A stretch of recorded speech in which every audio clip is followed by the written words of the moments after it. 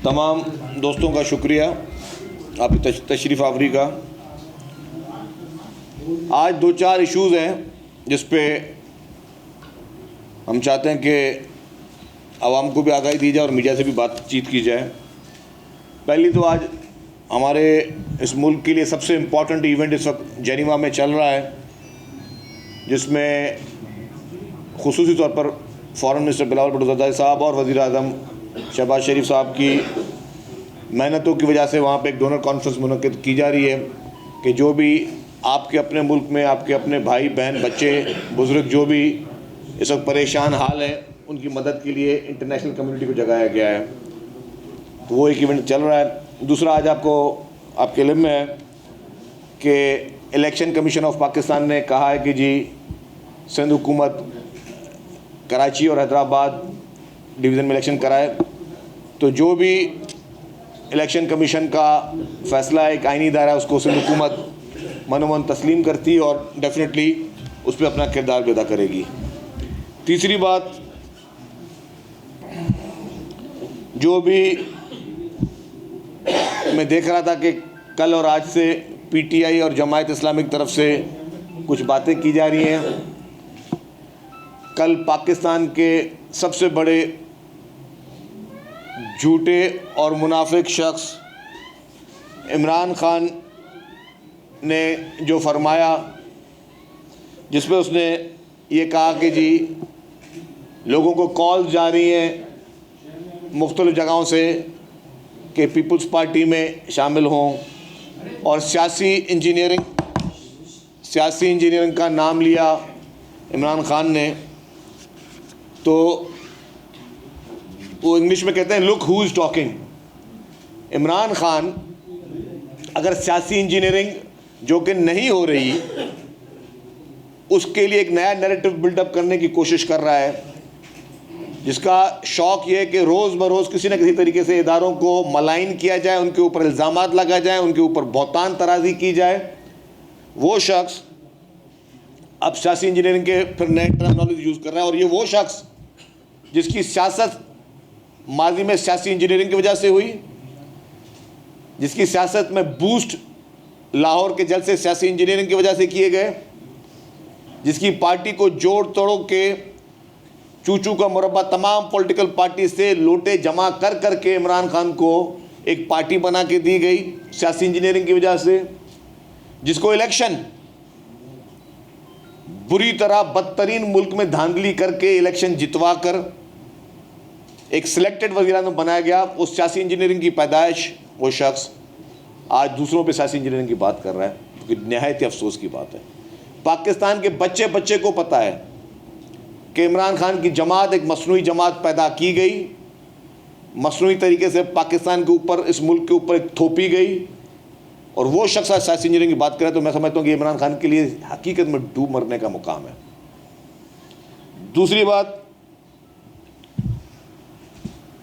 पंजाब में इन्होंने इल्ज़ाम लगाए थे कि जी एक मेरा नाम लिया था और हमारे सूबाई वज़ीर ने उनका नाम लिया था कि उनके मेंबरान ख़रीद रहे हैं और इस तरह की बहतानबाजी। और फिर उस पर उस वक्त फवाद चौधरी साहब ने कहा था कि हम मुकदमा भी दर्ज कराए रहे हैं इनके ख़िलाफ़, और इनके खिलाफ इलेक्शन कमीशन में रेफरेंस भी भेज रहे हैं। और मैंने उस वक्त फौरी तौर पर सोशल मीडिया पर उनको पैगाम दिया था कि जी मुकदमा दर्ज कल नहीं आज कराओ, आज नहीं अभी कराओ। लेकिन अभी हफ्ता हो गया मेरे ख्याल से, अभी तक वो जो मुकदमा दर्ज कराना था पीटीआई ने अभी तक नहीं कराया। तो कितने ये इनका पूरी सियासत का आप महवर देखें कि सिर्फ झूठ पर, लोगों को गुमराह करने पर मुबनी है। मैं खुद, आपने मुझ पर इल्ज़ाम लगाया, मैंने आपको कहा कि भाई मुकदमा दर्ज कराओ, अगर हिम्मत है तो मुकदमा दर्ज कराओ। फवाद चौधरी को मैं चैलेंज कर रहा हूँ, पूरी पीटीआई की क़यादत को चैलेंज कर रहा हूँ, हिम्मत है मुकदमा दर्ज कराओ, क्योंकि आपने टीवी पे कहा है कि आप मुकदमा दर्ज कराते हो, कराना है आपने तो कराओ। इलेक्शन कमीशन में आपने रेफरेंस भेजना है तो भेजो, हम तो बैठे हैं फेस करने के लिए। मुद्दई जो है वो कमज़ोर पड़ रहा है, मुद्दई डर रहा है। मेरे हाथ में ना कोई बंदूक है, ना मेरे हाथ में कोई तलवार है, किस चीज़ से आप डर रहे हो? करो मुकदमा दर्ज, हम फेस करेंगे। और अगर जाली मुकदमा किया तो फिर आपको भी भुगतना पड़ेगा। मैंने खुद इनको लीगल नोटिस भेजा है पीटीआई को और पीटीआई की लीडरशिप को कि जवाब दो जो आपने बहतानबाजी की है। सिर्फ लोगों पे इल्ज़ामात लगाना झूठे नैरेटिव बनाना, झूठ पर मुबनी आपकी सियासत है। अमली तौर पे आप सिर्फ़ और सिर्फ जो है वो एक खोखली एक जमात है, खोखला नैरेटिव है, खोखले लोग हो जो सिर्फ आवाम को बेवकूफ़ बना के आप अपना काम चलाना चाहते हो। उसके बाद आज एक और पीटीआई के साहब जिन्होंने कराची में प्रेस कॉन्फ्रेंस की और वो क्या फरमा रहे थे, धांधली होगी, फलाना चीज़ें होगी, और उन्होंने कहा कि जी खूनी इलेक्शन होंगे। पहली बात, खूनी मार्च करने की उन्होंने कोशिश की और उन्होंने खून खराबा करके दिखाया, मासूम लोगों की जानें ली। और अभी नई बात कहना कि खूनी इलेक्शन होगी, इस बात को कोई और भले कुछ भी समझे, मैं इस चीज़ को बहुत सीरियस ले रहा हूँ। अगर खुदा न खास्ता कराची में किसी भी किस्म की कोई चीज़ हुई तो जिस साहब ने प्रेस कॉन्फ्रेंस की है उनको शामिल तफ्तीश किया जाएगा, क्योंकि एडवांस में इस तरह की कोई बात कहना कि जी खूनी इलेक्शन होंगे, इसका मतलब आप अभी से टेरर फैलाना चाहते हो, आप वोटर्स में खौफ फैलाना चाहते हो, आप चाहते हो कि वोटर्स वोट देने के लिए ना निकलें, आप उनको खुद डराना धमकाना चाहते हो। और आपने कहा टीवी प्रेस कॉन्फ्रेंस में कि मेरे पास पक्की बात है, मेरे पास अंदर की रिपोर्ट है, या तो जो अंदर की जिसने रिपोर्ट दी है उसका नाम टीवी पे ला के दो, मीडिया पे आके बताओ कि आपको किसने अंदर की रिपोर्ट दी है। और अगर आपके पास इस तरह की कोई रिपोर्ट नहीं है, झूठ बोला है, तो आपने अवाम में टेरर भराने की कोशिश की है, तो इलेक्शन कमीशन ऑफ पाकिस्तान भी इसका नोटिस ले, लेकिन कोई और नोटिस ले ना ले, सिंध हुकूमत नोटिस ज़रूर लेगी। आपने इस बात को साबित करना होगा, और अगर खुदा न खास्ता कोई वाक़या होता है तो आप शामिल तफ्तीश ज़रूर होगी, क्योंकि ये सिंध हुकूमत है, ये कोई और खोखली हुकूमत नहीं है कि जो आपको बख्श दे इस चीज़ के लिए। और फिर वो उन्होंने हमारे मिनिस्टर्स पे कुछ इल्ज़ामात लगाए, कुछ लोगों पे इल्ज़ामात लगाए, और फिर बोला जी धांधली और साफ शफाफ इलेक्शन। अब मैं फिर वो बात कर रहा हूँ कि जो शख्स, यही शख्स जिसने आज प्रेस कॉन्फ्रेंस की, वो काउंसलर का इलेक्शन कराची में हार गया था, कराची के एक एक बच्चे को पता है, और उसी को 2018 की जो तारीखी धांधली के इलेक्शन में MNA बनाया गया और वफाकी वजीर बनाया गया। तो ये शख्स जिनकी बुनियाद झूठ, फरेब और धांधली की पैदावार, ये लोग, ये मसनूई सियासतदान जो हमारे मुल्क में थोपे गए गैर सियासी लोग थे, ये गैर सियासी लोग हमारे मुल्क पे, हमारे मुल्क की सियासत पे थोपे गए, जो कि अब सियासत का इन्होंने जो है वो मास्क पहना हुआ है, और वो लोग बैठकर अब जो है धांधली की बातें और इस तरह की बातें करेंगे तो डेफिनेटली इसको कोई भी डाइजेस्ट नहीं करेगा। फिर आ जाए जी, जमात इस्लामी की तरफ से भी बातें की गई। ये वही जमात इस्लामी थी जो 2018 में जनरल इलेक्शन में दोपहर को 2 बजे इलेक्शन से भाग गए थे, याद है आपको? नहीं याद है? उस वक्त इन्होंने इलेक्शन का बायकॉट कर दिया 2018 में दोपहर के टाइम पर। 2013 में किया था, 13 में, सॉरी 13 में इन्होंने इलेक्शन का बायकॉट कर लिया। अब वही जमात इस्लामी 2 दफ़ा इनका मेयर बन चुका है कराची के लिए, कराची में 2 दफ़ा। मुझे एक कोई मेगा स्कीम बता दे जो जमात इस्लामी को दो टेन्योर मिले कराची में मेयर के, उन्होंने कोई बहुत बड़ा एक कोई काम कारनामा किया हो, कोई एक बहुत बड़ी स्कीम लेके आए हो। एक स्कीम का नाम ले लें जमात इस्लामी की लीडरशिप। हाँ, आपने क्या किया? आपने तालीमी इदारों में क्लैश एंड कॉफ कल्चर शुरू किया, आपने तालीमी इदारों में लोगों को वर्गलाना शुरू किया, आपने ज़बरदस्ती लोगों को जो है वो कोशिश की कि जी कि तालीमी इदारों में ना कोई त्यौहार मना सकता है, ना कोई और एक्टिविटी कर सकता है। आपने लोगों पे ज़बरदस्ती अपना जो है वो एक सोच मुसलत करने की कोशिश की। आपका रिकॉर्ड सबको पता है, और आप इलेक्शन अभी भी लड़ें, इलेक्शन सामने है, इंशाल्लाह 1 हफ्ते में इलेक्शन है, आपका रिज़ल्ट भी सामने आ जाएगा, हमारा रिज़ल्ट भी सामने आ जाएगा। आपने अगर आज सिर्फ पोस्टर्स लगाने से और इंसाफ की बातें करने से और मसाइल बताने से आप लीडर नहीं बन सकते। मसाइल हैं, मसाइल पूरे पाकिस्तान में, कराची में भी मसाइल हैं, कोई इनकार नहीं है, लेकिन कराची के मसाइल के हल करने के लिए जो पाकिस्तान पीपल्स पार्टी की सिंध हुकूमत ने काम किए हैं, अगर आप इतने ही माशाल्लाह परहेजगार लोग हैं, ईमानदार लोग हैं, सच बोलने वाले लोग हैं, तो उनका जिक्र क्यों नहीं करते आप क्यों नहीं बताते कि आज पाकिस्तान में, मैं हल्फिया कहता हूँ, आप भी हल्फिया कहें, कोई एक ऐसा शहर जो सबसे ज़्यादा बेहतरीन, जिसमें सेहत की सहूलियात है, तो वो कराची है।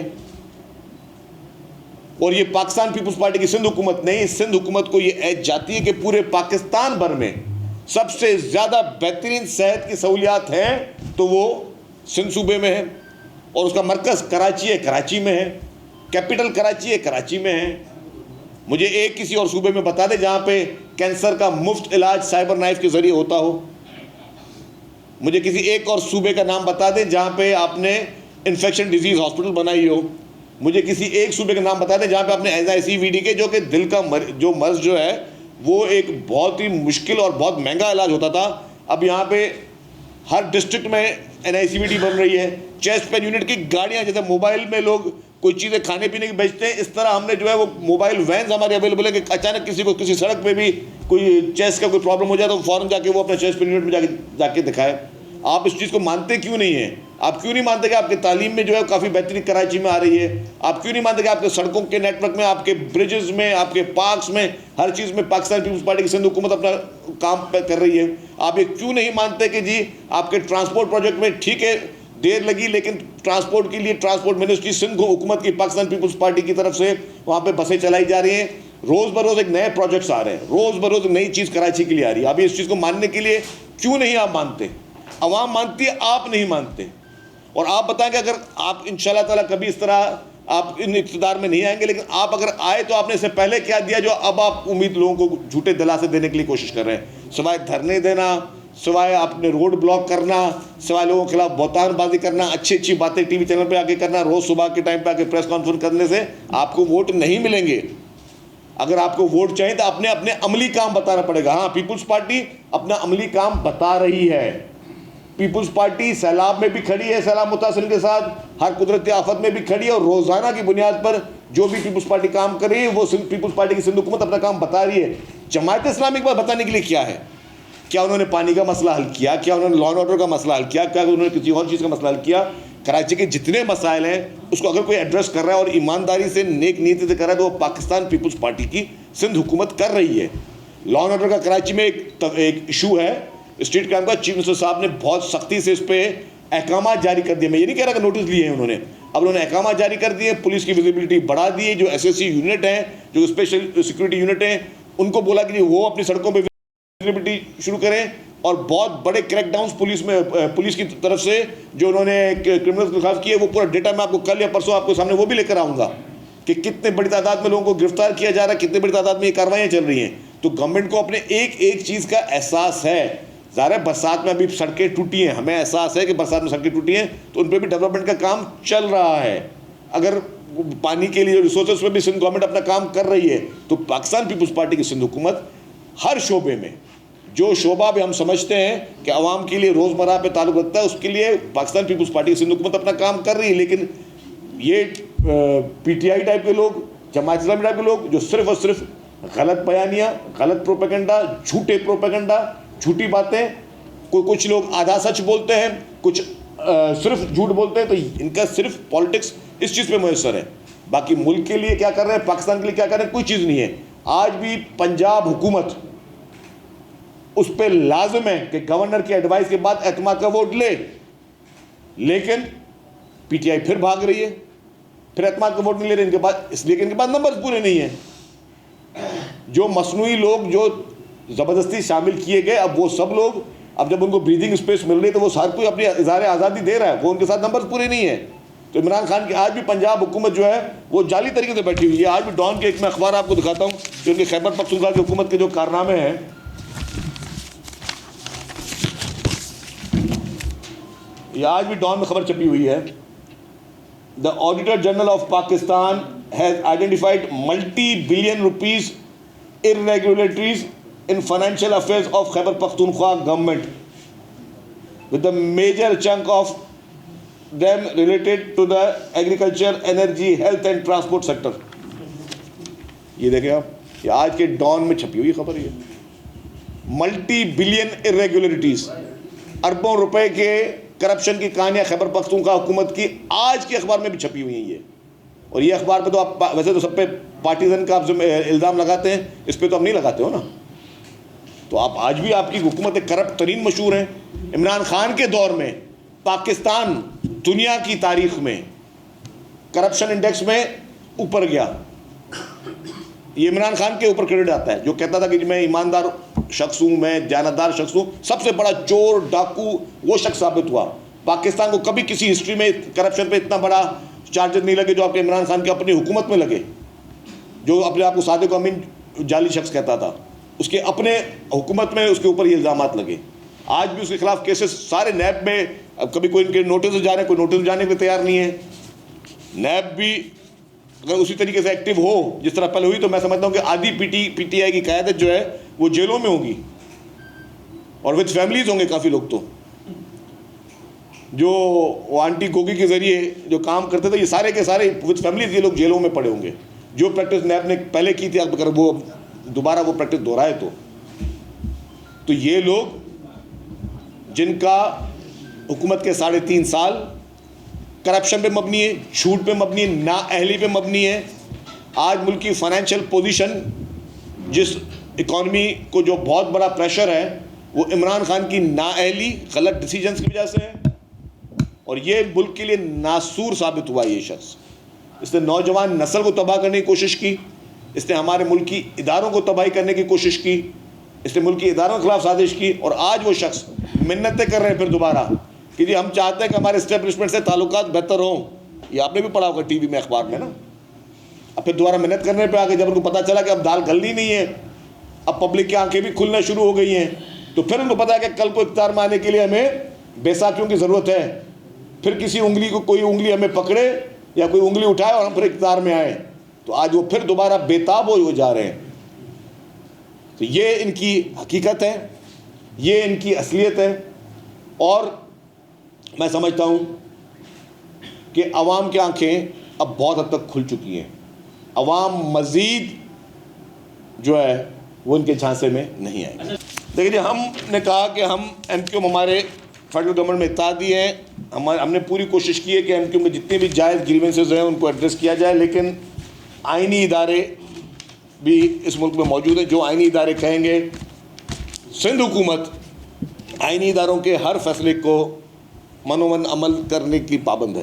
देखिए, मैं एक बात बता दूं कि इमरान खान को यही बात अच्छी नहीं लग रही है कि इस्टेब्लिशमेंट गैर जानिबदार क्यों हुई है।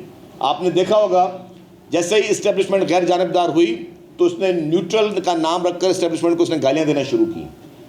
और फिर कहता रहा कि नहीं जी, इस्टेब्लिशमेंट को पहले कहा कि न्यूट्रल नहीं होना चाहिए, फिर बोलता है न्यूट्रल होना चाहिए, फिर कभी बोलता है होना चाहिए नहीं होना। ये पागल शख्स है। और ये शख्स सिर्फ़ और सिर्फ मौका और टाइम देखकर इस तरह की चीज़ें कर रहा है। लेकिन मैं आपको बिल्कुल वाज़ेह तौर पे बता दूं कि इस्टेब्लिशमेंट अल्हम्दुलिल्लाह न्यूट्रल है। और पीपल्स पार्टी की जदोजहद भी इस चीज़ पे रही थी कि इस्टेब्लिशमेंट न्यूट्रल रहे, ताकि हर एक को एक ब्रीदिंग स्पेस मिले और हर कोई अपनी सियासत अपनी मर्जी करे। जो दोस्त ने बात की, बिल्कुल एक अफसोसनाक वाक़या ज़रूर हुआ। मीरपुर ख़ास में आटे के एक रश थी। पूरे मुल्क में महंगाई है और उसकी वजह से उस महंगाई के असर हर जगह पड़े। लेकिन सिंध हुकूमत ने जो कमिटमेंट की है कि एंड ऑफ मार्च तक 65 रुपये फ़ी किलो आटा सप्लाई करना है, उस पर पूरे पाकिस्तान में हम वाहिद लोग हैं, सिंध हुकूमत वाहिद गवर्नमेंट है जो 65 रुपये फ़ी किलो आटा दे रही है। ज़ाहिर है, मैंने कहा कि जिस तरह गुर्बत है और प्रेशर भी है, तो लोगों की रश ज़्यादा आ रही है। तो उस पर ऑलरेडी मिनिस्टर फूड ने स्टॉल्स की तादाद बढ़ा ली थी कि डिस्ट्रीब्यूशन के ज़्यादा नेटवर्क कर दिए ताकि लोगों को ज़्यादा रश का वो ना हो, कहीं पे सामना ना हो। तो उसी पे काम चल रहा है। लेकिन एक अफसोसनाक वाक़या जिसकी बहुत हम मजम्मत भी करते हैं और हम उस पर अफसोसदा भी हैं। अच्छा, बाकी दुकानों की आपने बात की। देखिए जी, एक है जो सरकार ने गंदम प्रोक्योर की थी अरबों रुपए की सब्सिडी देकर, अरबों रुपए की सब्सिडी प्योरली पब्लिक को दी गई। सरकार ने वो प्रोक्योरमेंट की और सरकार ने वो मिल्स के ज़रिए वो उनको वो गंदम प्रोवाइड कर रही है और वो उसमें 65 रुपये फ़ी किलो आटा बेच रहे हैं। लेकिन एक है जो प्राइवेट गंदम है, जो प्राइवेट लोगों ने परचेज़ की हुई थी, वो प्राइवेट बड़े स्टोर्स को दे रहे हैं और बड़े स्टोर्स ने अपने रेट्स खुद किए हुए हैं, बढ़ाए हुए हैं। तो उन दोनों में फ़र्क है। सरकार के ऊपर लाजिम है कि जो सरकारी गंदम है वो 65 रुपये फ़ी किलो रोज़ाना की तादाद में लाखों अफराद को वो प्रोवाइड कर रही है। जो प्राइवेट लोगों की गंदम है वो प्राइवेट दुकानों पे मिल रही है। अब लेट्स सपोज अगर मैं ज़रूरतमंद हूँ तो मैं स्टॉल से ख़रीदूँगा, अगर आप ज़रूरतमंद नहीं हो तो आप किसी बड़े स्टोर से ख़रीदोगे। तो ये है इसमें डिफरेंस। देखिए जी, फौज या रेंजर्स की तैनाती का इख्तियार फेडरल गवर्नमेंट का है, इंटीरियर मिनिस्ट्री का है, सिंध हुकूमत का नहीं है।